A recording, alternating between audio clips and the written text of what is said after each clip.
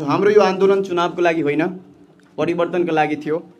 जबसम्म हाम्रो यो आन्दोलन आधिकारिक रूपमा संस्थागत हुँदैन, हामी कुनै पनि चुनावमा पार्टिसिपेट हुँदैनौँ। सबैजना अहिले मात्रै चुनाव मात्रै गरिराखेको छ। त्यो सबभन्दा ठुलो मलाई लाग्छ दुर्भाग्य जस्तै नै हो के। अब खालि चुनाव गराएर मात्रै हुँदैन। यो आन्दोलन अहिलेसम्म संस्थागत भएको छैन, जसको बारेमा कोही पनि बोलिरहेको छैन। अस्ति हामी प्रधानमन्त्री कार्यालयमा पनि हाम्रो पोलिटिकल पार्टीसँग मिटिङ थियो एउटा, त्योमा पनि सबैजनाको फोकस भनेको मात्रै चुनाव थियो। थारू आन्दोलन, मधेस आन्दोलन जस्तो ठुल्ठुलो आन्दोलन पनि भएको मान्छेहरू हुनुहुन्छ यहाँ। नायिकेहरू नै हुनुहुन्छ उहाँको, नायिके भन्दा पनि नायक, सरी फर माई वर्ड होइन। अब उहाँहरू सबैजना मिलेर अहिलेसम्म मतलब मैले जुन हेरेको अहिलेसम्म मतलब जति आन्दोलन भयो नि, त्यसको जेको लागि आन्दोलन भयो त्यसको त केही आएकै छैन, रिजल्टै भएको छैन के। यो आन्दोलन पनि एन्टी करप्सन र पोलिटिकल अपोइन्टमेन्टको एगेन्स्ट थियो। यो अब अहिले पनि भएन, संशोधन पनि भएन कि अब चुनाव पछि गर्ने हो, चुनावले नै सम्भव छ, मलाई त लाग्दैन त्यो कुरा। मेरो नाम पुरुषोत्तम यादव, पेसाले आन्दोलनकारी भन्दा उपयुक्त हुन्छ होला।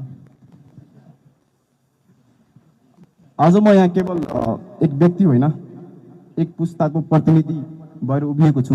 The voice of new generation, the spirit of change and the hope of better Nepal.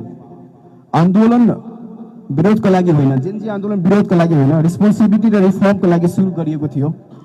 हामीले सडकमा आवाज उठायो किनभने हामी देशप्रति डिसपोइन्टेड होइन, डिटरमाइन्ड थियौँ परिवर्तन गर्न, नयाँ बाटो देखाउन। हामी पुराना पुस्तालाई च्यालेन्ज होइन, कोलाबोरेसनको रूपमा हेर्छौँ। We are not here to blame, we are here to build, we are not here to escape, we are here to engage. नेपालका युवा अब साइलेन्ट अडियन्स होइन, हामी इन्फर्म्ड, अवेर र एक्सन रेडी जेनेरेसन हो। हामी माग गर्छौँ ट्रान्सपेरेन्सी, अकाउन्टेबिलिटी एन्ड अनेस्टी, किनभने यही हो the foundation of new Nepal. We are not a problem, we are a possibility, we are not a noise, we are the new voice. Let's rise above politics of division and build a nation of dialogue, dignity and development. अन्तमा हामी यो भन्न चाहन्छौँ, हाम्रो यो आन्दोलन चुनावको लागि होइन, परिवर्तनका लागि थियो। जबसम्म हाम्रो यो आन्दोलन आधिकारिक रूपमा संस्थागत हुँदैन, हामी कुनै पनि चुनावमा पार्टिसिपेट हुँदैनौँ।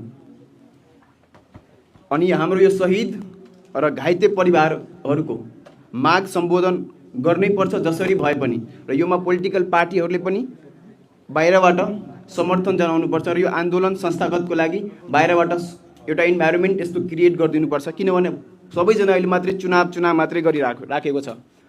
त्यो सबभन्दा ठुलो मलाई लाग्छ दुर्भाग्य जस्तै नै हो के। अब खालि चुनाव गराएर मात्रै हुँदैन। यो आन्दोलन अहिलेसम्म संस्थागत भएको छैन, जसको बारेमा कोही पनि बोलिरहेको छैन। अस्ति